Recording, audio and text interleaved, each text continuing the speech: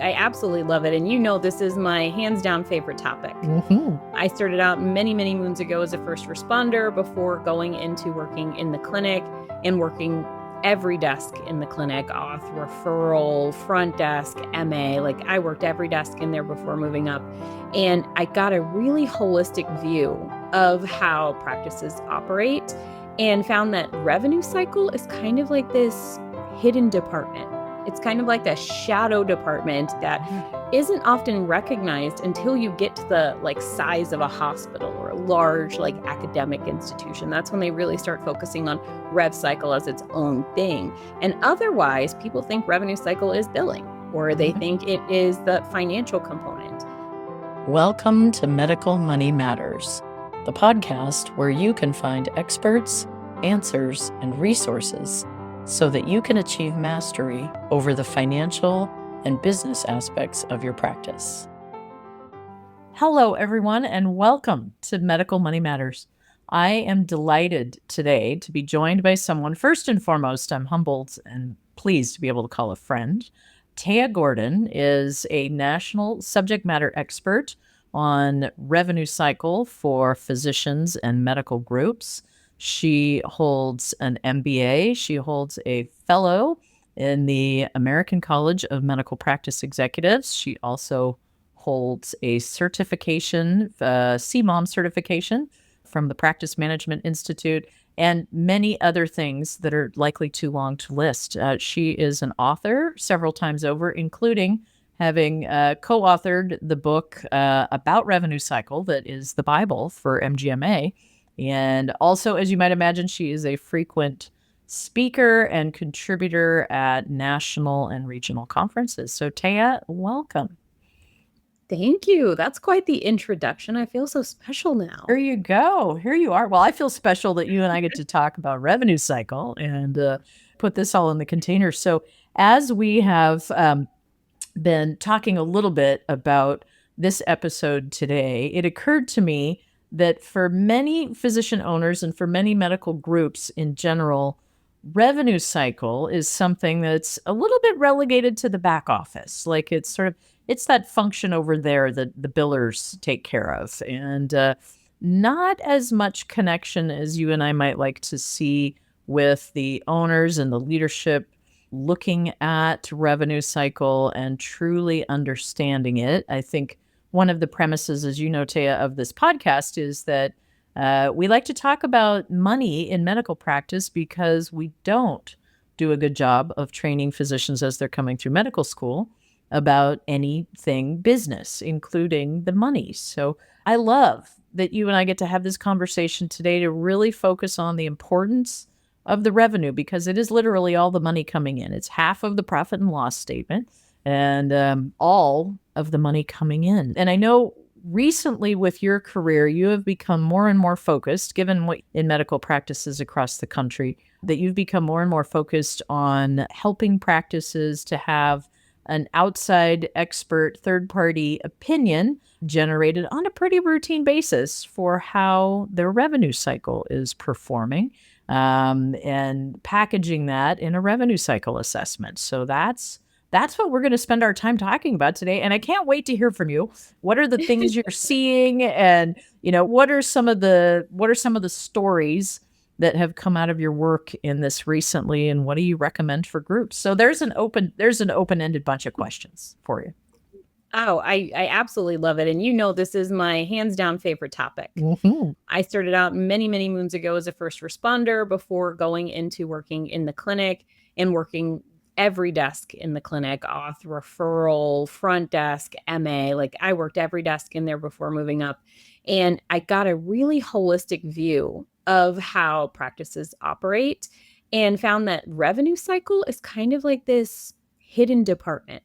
It's kind of like the shadow department that isn't often recognized until you get to the size of a hospital or a large academic institution. That's when they really start focusing on rev cycle as its own thing. And otherwise, people think revenue cycle is billing, or they think it is the financial component.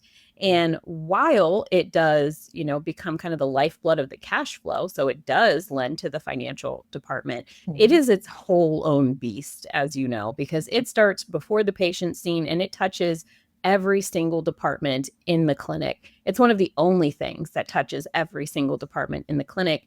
And to date, I would say the vast majority of groups are just kind of reactive to what's happening in the revenue cycle. They haven't kind of taken the steering wheel and said, like, what do I want my rev cycle to look like? How can I optimize it? Where do I want this to go? And how do I want it to feed my cash flow? And instead, we're kind of, oh, we got some denials, we better react to that. Or we're being audited, we should react to that. And I think we just have to change the dynamic so we can stop losing our community physicians and stop losing our private practices and really keep them not just, existing, but get them to a point where they're thriving and they're not fearful of what's around the corner because they're already prepared for it. Yeah.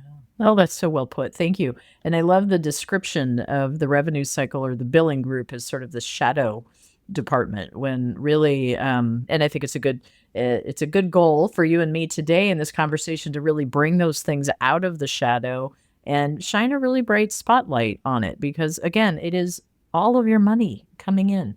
And it's a reflection of all of the work that's been done for the patients in your care.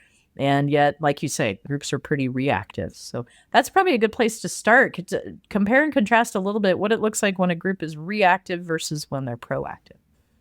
Yeah, that's a great question. So I did a revenue cycle health assessment actually yesterday for a group we've been working with for about 3 years. And so they get quarterly revenue cycle health assessments that review through that quarter.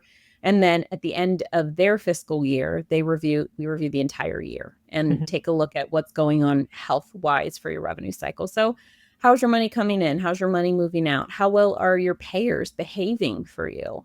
Yeah. How well are the providers producing? Do we see any pitfalls, any issues like credentialing issues or weird denials that might indicate that you have something set up in your practice profile incorrectly, or issues at the front desk? And all of that really comes out of your rev cycle health assessment. And they've been with us for years, and they're now at this point where they don't really need to focus on the basics, right? Their denials are at like 4%. Their net collect is around 98%. Yeah. They've got that stuff handled. They're not worried about those things. So they're in this area of like peak optimization. So the proposed rule comes out from CMS a few days ago, right? And we start reading through that and we're like, oh, there's some new ancillary services that they're going to put out that might work well with your group. They're like, awesome. Let's start evaluating that now, start looking at the clinical appropriateness, and then let's talk about, can we implement those?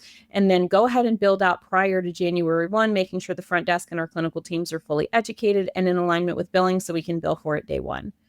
How many groups do you know that are doing that as soon as a proposed rule comes out? Yeah, no. They're ready. Yeah. They're not at all afraid of what is dropping and what is going to change in January, because they put the strategy in place, right? They did the education where it was needed. They worked with their technology to support them the way they needed to. But all of those things that they had to do, updating their technology, teaching their staff, all of that came out of just getting a revenue cycle health assessment and learning, where are our problems? Where are we slowing down our revenue cycle? Where do we have revenue leakage? And from that data, we can tell them, this is where you have issues and this is where you would want to address those. Is it people, process, technology? Like, we can identify all of that just by evaluating the health of the revenue cycle. And all that data is right there in their PM system. And it makes such a difference. Because if you look at groups that don't do that often, I'm working with another group and I'm in the middle of doing their first ever assessment, and I have to keep pausing to call them about things they need to emergently deal with. Yeah. So this is their first ever revenue cycle assessment. They mentioned to me, we have a lot of appeals with payer A, I'll call them. And I am probably 2 steps into doing their revenue cycle assessment. And I said, there's a credentialing problem with payer A. We can call them, or you can call them, but somebody needs to call them ASAP, because you're having a revenue credentialing problem with them. Yeah. And so they called them only to find out that they'd never completed credentialing. Oh my. Okay. So yes, they were contracted. Yes, they were PAR. However, that contract leans on an effective date that occurs once credentialing is completed, and they never completed it. And they've been in practice for a couple of years. Wow. So this entire time, they were appealing things from Aetna, but they were not getting paid. And if they did get paid, they got paid an out-of-network rate, and nobody noticed. And nothing was being done about it this entire time. And that was something they thought they didn't need to worry about because they'd already done the renegotiation. They'd already done the contract evaluation. Yeah. So they thought they were good. So it's just one of those things where you can see sort of that contrast between this group that's like, we're cutting edge. What's being released? Is it appropriate for us? How do we deploy it? What's the ROI? When do we break even? They're ready for it. And it's 6 months from happening. And then you have another group that didn't even know they weren't fully participating with a payer. It's just it's a stark contrast. Yeah, and those groups, that's not unusual, and I know you see Not at all. that in our work together and in the work what you do with groups all over the country. It's not unusual to go in and see contracting and credentialing that either hasn't been completed or hasn't been updated in the last year, and that's not uncommon. So I want to assure everyone in our audience, please reach out to any of the experts in your community that can help you with that. And as well with the revenue cycle assessment, if you're, as a physician owner or an administrator, if you're not 100% on top of what's happening with your revenue cycle, then this is like I sort of liken it to a comprehensive metabolic panel or even a complete physical exam for your revenue cycle. And absolutely. So I love to see the output. So maybe dive a little bit deeper for the audience here. What is the output, or what should they expect if they're looking for a revenue cycle assessment from a objective third party? What should be included in that? Great question. So I think first and foremost, they're looking for those quick KPIs, right? Standardized industry, what's my net collect rate? What's our denial rate? What's our velocity look like in terms of our revenue cycle overall, right? Sometimes that's average days in AR, but sometimes it's looking at on average, how long does it take us to get a claim out the door? So kind of looking at those high level KPIs, but then digging in deeper to by payer, what does that productivity look like? So not just our payer mix, but how is each payer performing for us? And when we start to look at things like our aging AR, how can we optimize our aging AR? Where are we missing opportunities to do that? Or do we have a payer that has 100% of the AR balance for that payer in 120 plus, right? Yeah. So it's looking at things in a, I would say, a really objective place where we're looking for where can we tweak a dial to get this moving faster for you, to get you paid quickly, to get you paid at the right rate, but also looking at the providers, right? So doing provider productivity assessment and splitting that up by their license level, which providers are working the hardest for you versus which are getting paid the most for you. Mm-hmm. And what about their service code utilization? Do their CPT codes look correct? I've evaluated 3 groups this year who are still billing 99201s, and that code has been deleted for many years. So It's about digging really deep into that to tell you these are functional issues that you have that are just first and foremost, let's get the low hanging fruit out of the way. Right. But 2, let's also tell you what you're doing really well. Mm-hmm. Because sometimes I go in there and the revenue cycle team is a group that often doesn't feel achievement. There is no check mark like, congratulations, you're done with this now. Mm-hmm. You get an A and a certificate. There is always more work to do. And so this also gives them an opportunity to kind of boost their self-esteem. Yeah. I was talking to a group yesterday and I said, I talked to you last quarter and I said, hey, you guys should tackle this, and this on your AR so that you can get your 120 plus under 20%. Mm-hmm. And then when I talked to them just recently, it was all done. They'd knocked it out of the park. And so they had that moment with me saying, you absolutely crushed this. Do you see the impact that you made, the collections that you did, the speed with which you've increased the revenue cycle? And not just a kudos to them, but to elevate that to their leadership team and say, look at what your people are doing for you. Yeah. So it's not wholly critical, right? Oftentimes we're using it to celebrate successes in addition to really getting a strategy after that. At the end of that, what do we need to do? Because there's a lot of groups out here who will come in and they'll say, hey, you do have a lot of problems and that's really terrible. It was nice to see you and here is our bill. Yeah. But what you need is, what do I do about that? What are the recommendations and how do I do those recommendations? Yeah. And so we also try to help, let's get you further down the path, right? Because these aren't groups that need a handout. These are people that just need a helping hand to figure out what it is that they're dealing with and to put a fence around that in a way that they understand. So my goal, keep them directionally correct while they do the hard, excellent work, and then keep letting them know when they're doing great, and then keep optimizing and retuning that dial so that we can get them doing as well as possible.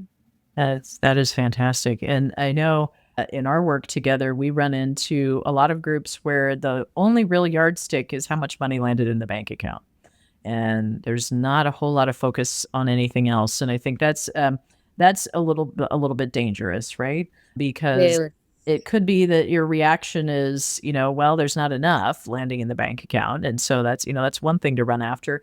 And it could be that you're, as an owner or as a leader, you feel like, oh, enough landed in the bank account. Everybody kind of got the draw they expected, and we covered payroll and we paid all the expenses. But, what if you could have an additional 10 or 20% land in the bank account? Wouldn't that be great? So that's where I see sometimes the missed opportunity when groups I are. agree.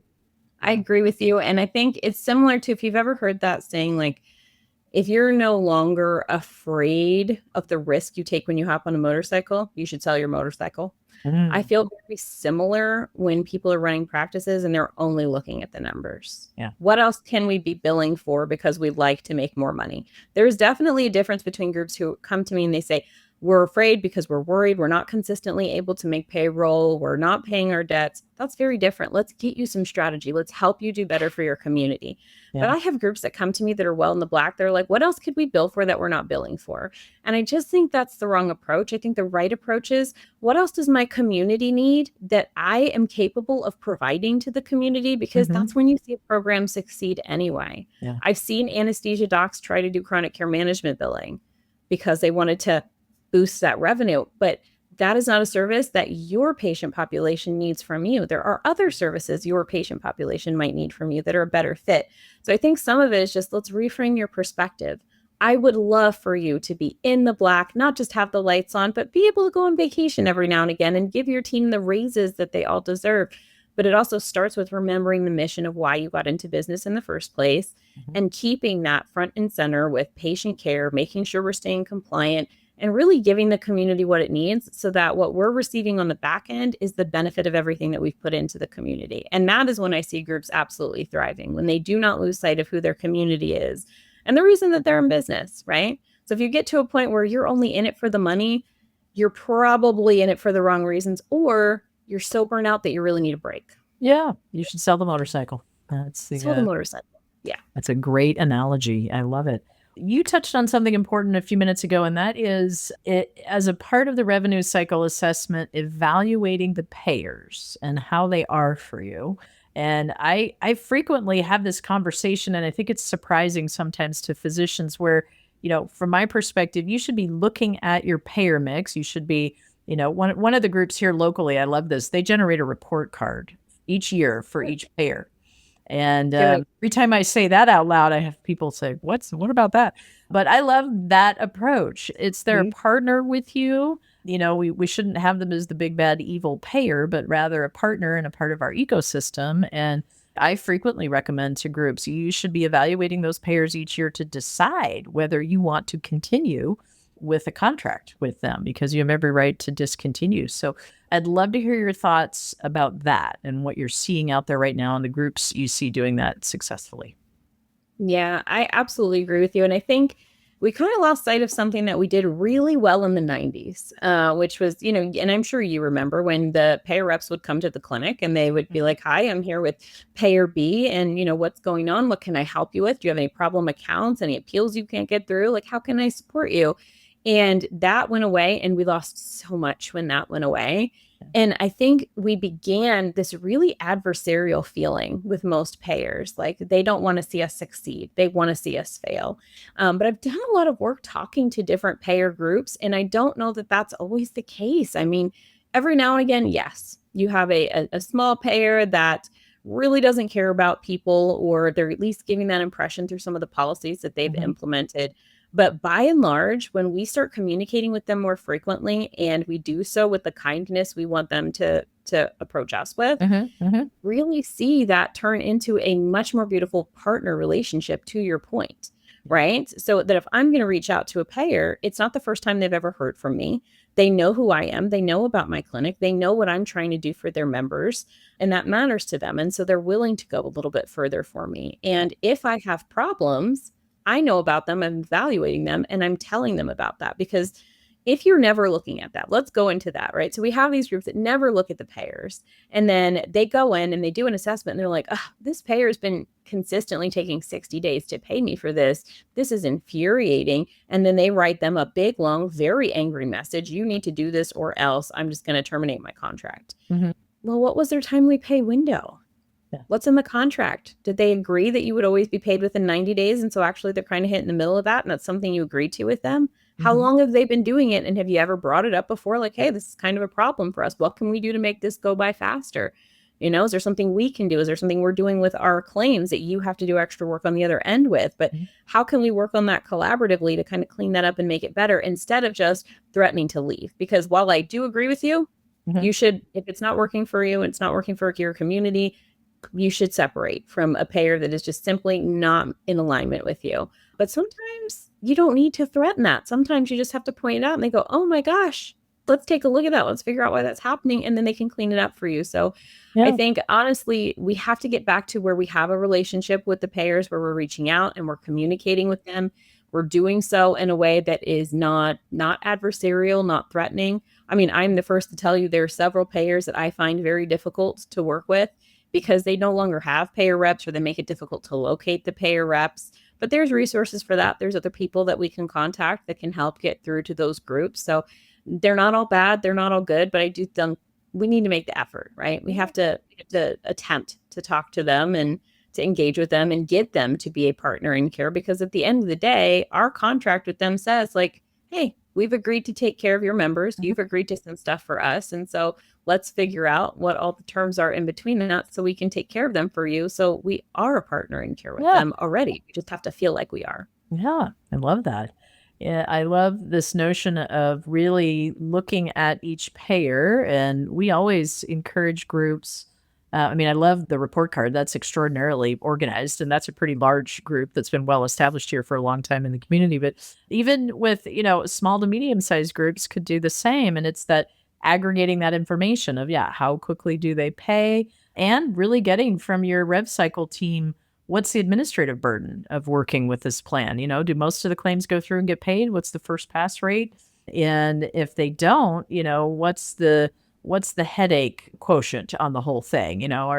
Does every single claim need to have chart notes go with it? And in which case, it's costing you quite a bit more. And we have one payer in this market that I will call Payer H that we routinely recommend groups don't contract with, like if they're at stasis, or that they eliminate their contract with the group because they are consistently the lowest payer in the market, and they are consistently the highest administrative burden, and they represent about 3% of the market. So that's the other important piece, is that most clinics can do just fine without that 3%. They will fill it with, the other commercial payers in the market, and there's plenty of patients out there. But it's, I think that's something that frequently groups that's not even in the realm of possibility for them to think about evaluating the payers, and looking at them. But I love the whole conversation about that being a partnership, and it really should be.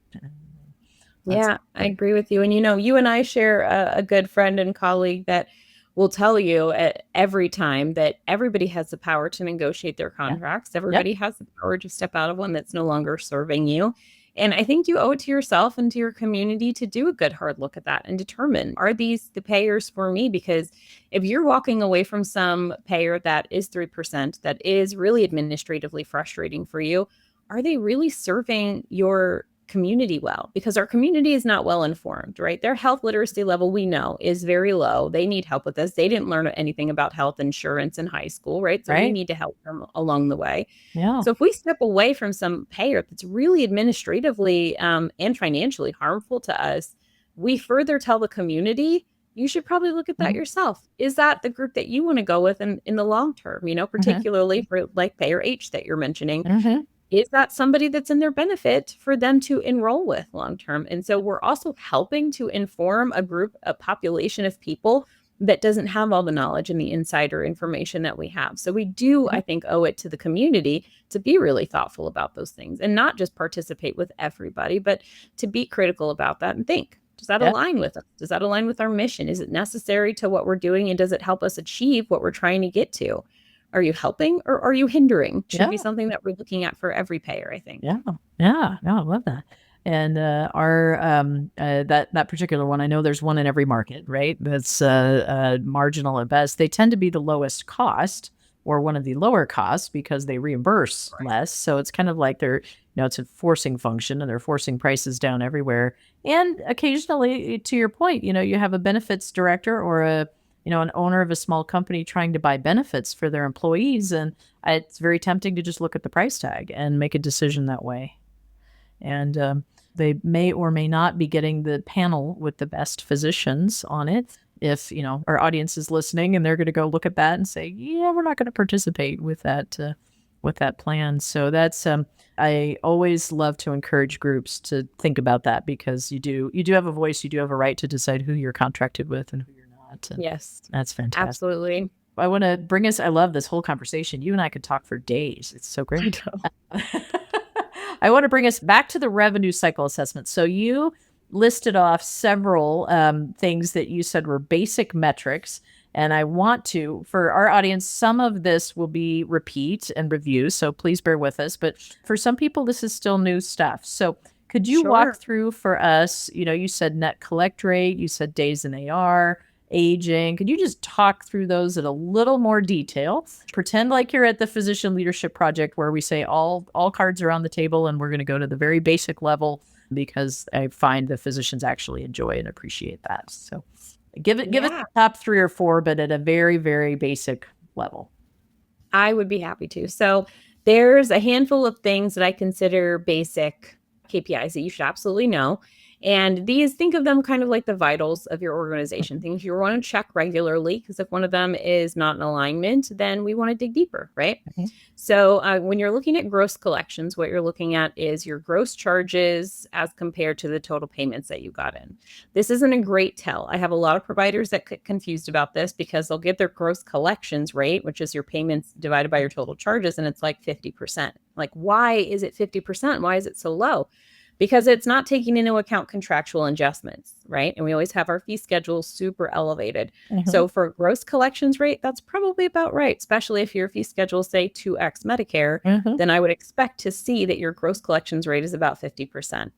A little bit of a better tell is the net collections rate. So when you look at net collections, you're taking your gross charges, you're taking out contractual adjustments, so subtracting that out, and then comparing that to the total payments that you've received. We want to see that one way higher, right? We want to see that one in the upper 90%, saying, for when we look at net collections, what it's saying is, of what you were eligible to collect, how much of that did you actually get, right? So not this inflated charge amount we have on our fee schedule, but of what we could have actually collected based on our allowed amount, what did we get? Yeah. So that's a little bit of a better tell to tell us what we're looking at. When we look at things like our average days in AR, I'm not the biggest fan of the industry standard for this formula. I've been pretty vocal about that in the past, but it's the standard is the standard, right? So there's a few different ways you can look at the velocity of your revenue cycle. You can look at, in your PM system, how long is it taking us from when we drop a claim to when it's paid and things like that. But if you want to benchmark against others, you have to use the regular formula for average days in AR. So what you do is you pick a given time frame. Let's say we pick the full previous year, 365 days. We take the total charges for that time period and we divide it by 365 days to get our total or average daily charges.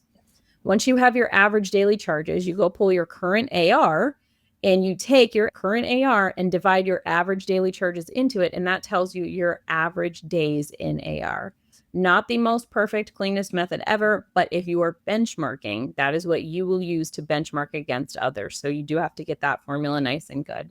Yeah. And then in terms of denial rates, that one's a lot simpler. Of the claims we submitted during a given period, how many of those were denied during that period? And that rate we want to see low. I think industry average is still right now somewhere between like 10 and 14%. I see a little bit higher performers, usually aiming between 5 and 7%, with our better performers getting that well below 5%.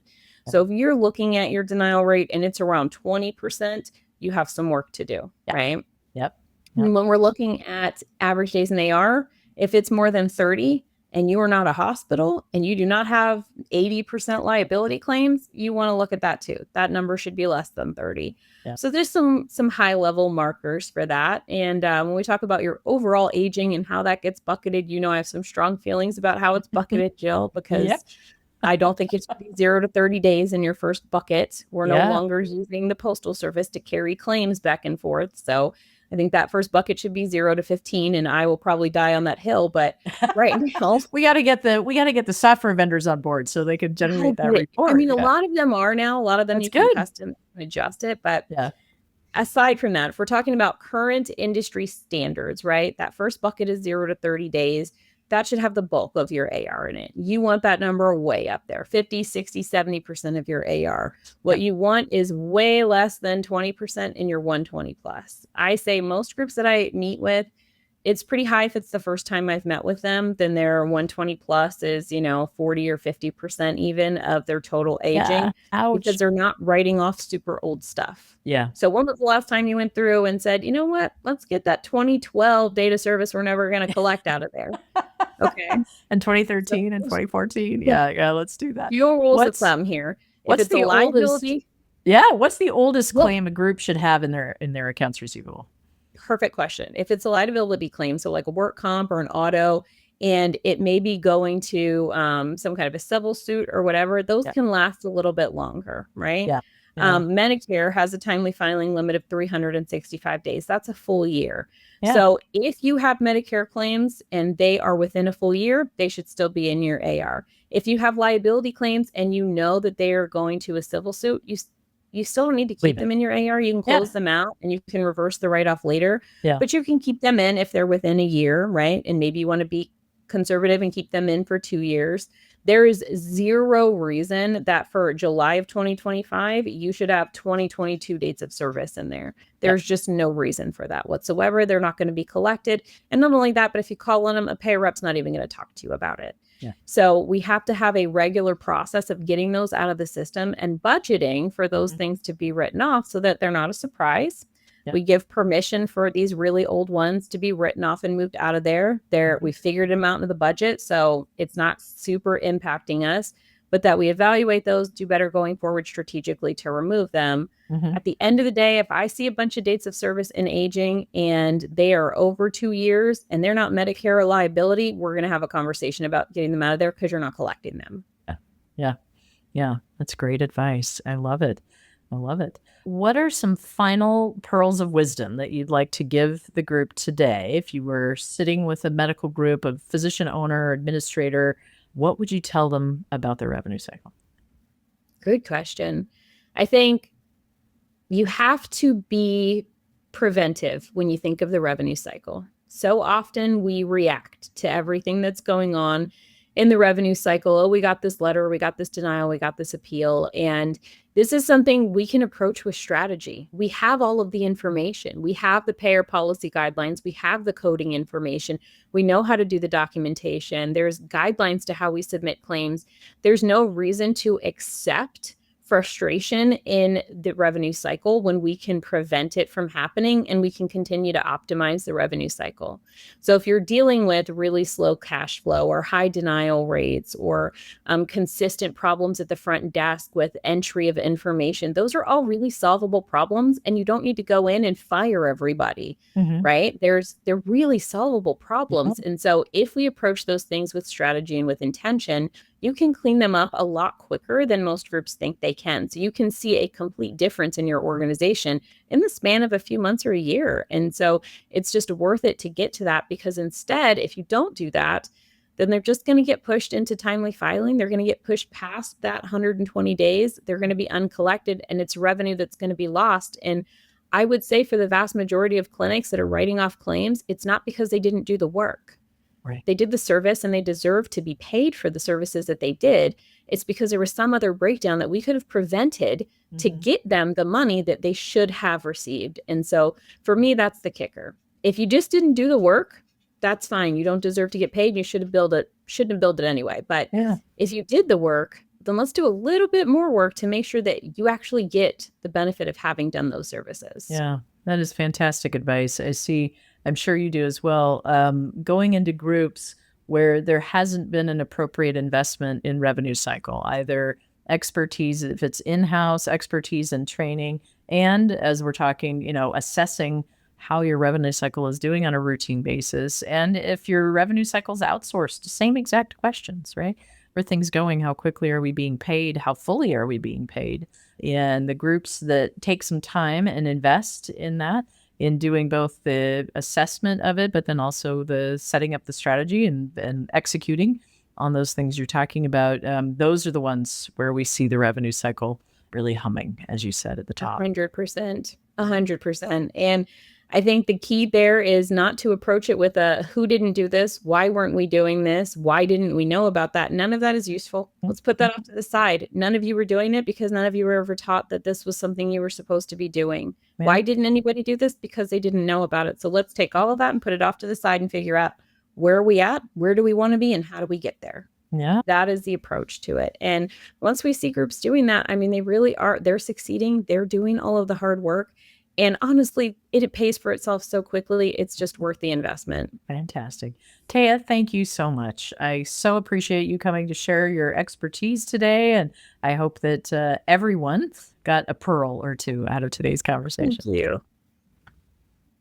Front Office Revenue Cycle Education, an in-depth course on the impact your front desk has on your clinic's bottom line. This online, on-demand 2-hour course is led by seasoned revenue cycle experts who will teach your front office staff the importance of obtaining accurate patient demographic information, how to effectively collect money at the front desk, and their impact on the life cycle of an insurance claim. Available now online for $195 per person at www.healtheps.com under Courses and Force. Enroll your front office staff and watch your denials go away.